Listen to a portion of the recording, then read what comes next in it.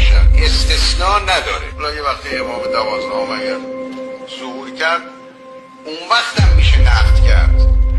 آزاد میگذارن نقد کردن و انتقاد از حتی انبیا رو. همین حرفی که متاسفانه تو کشور ما بعضیا زدن که حتی پیغمبر رو هم میشه نقد کرد و اگر ظهوری باشه و امام زمانی هم بیاد نقد او هم مجازه.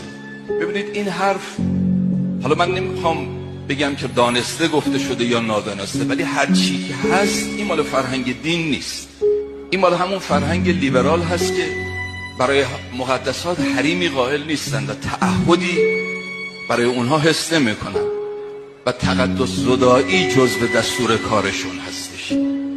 ولی تو فرهنگ دینی ما، تو فرهنگ قرآنی ما، نسبت به ولی معصوم خدا که متصل به وحیه، که متصل به حقیقته، هر چی میگه، هر رفتاری داره عین حقیقت و عین دینه. این هنر نیست که در مقابل ولی خدا آدم جسارت بکنه و نقد بکنه او رو. هنر در مقابل معصوم اینه که جمله اعضا چشم باید بود و گوش.